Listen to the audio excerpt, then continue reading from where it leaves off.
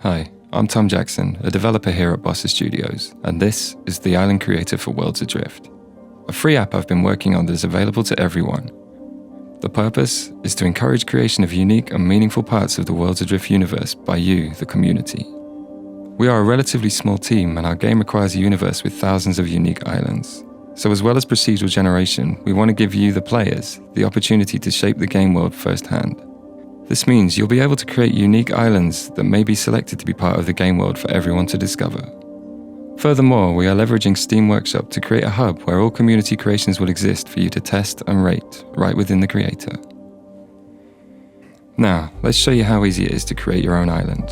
The app is divided into 5 areas that are accessible by the buttons in the toolbar along the top. When you first start, the only one available to you will be the Terrain tab.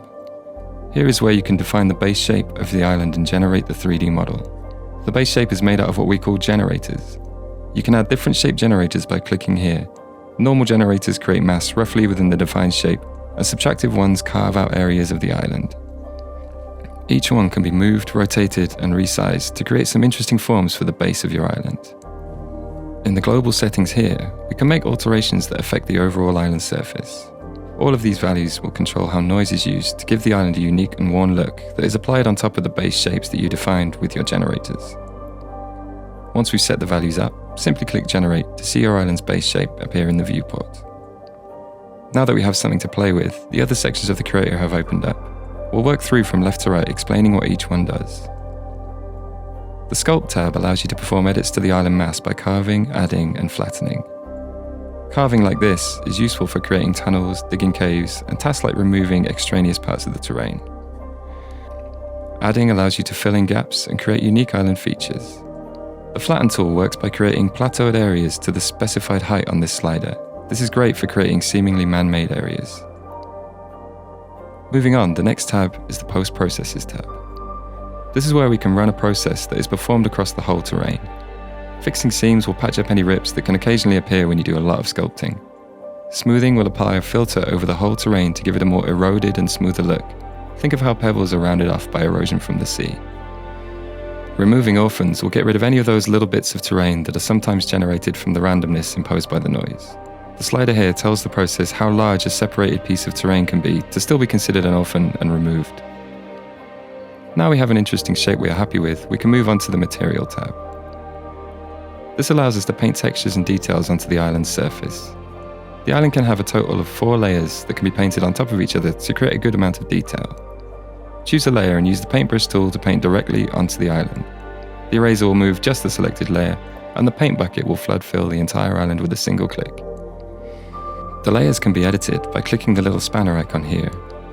This will reveal the settings and show how the layers have slightly different functionality. Inside the layer edit, you can change the texture used and the color which will tint the selected texture.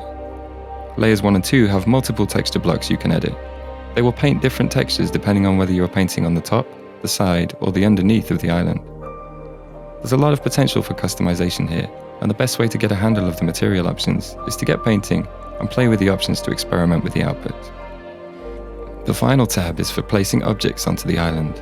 The list in the lower part of the sidebar contains all the assets available sorted into categories. Simply selecting one and clicking on the island will place it. You can see the exact position and rotation the new object will be at by the transparent preview. The settings in the top part of the sidebar control various placement options. Surface Align will always align the object to the angle of the terrain.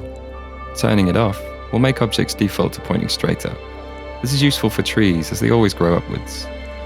The randomize options here will change the rotation and scale of the object each time one is placed. The continuous option will allow you to hold the mouse button down and paint objects onto the island without having to click for each instance. Very useful for large areas of grass or rocks. You can remove objects with the Erase tool. A continuous mode is available for removing many objects in one movement.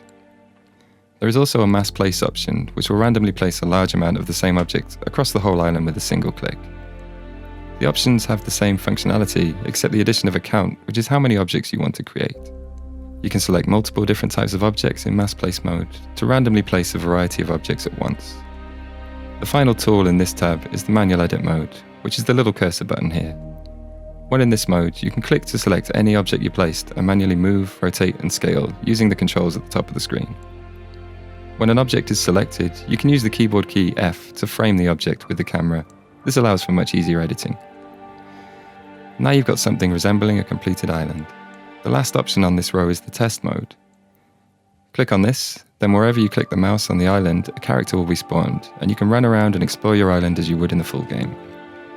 The only thing left to do now is save your island, and if you're confident with your creation, upload it to the Steam Workshop to allow others to test it and rate it. That about covers the basics of creating an island from scratch. Thanks to everyone for watching. We are really excited to see what you can make with our tool, and we can't wait to start adding user-created content to the game. If you like the video, be sure to subscribe to the Worlds Adrift YouTube channel for regular content. You can also sign up to our forum for the latest news from the game and the community. Goodbye.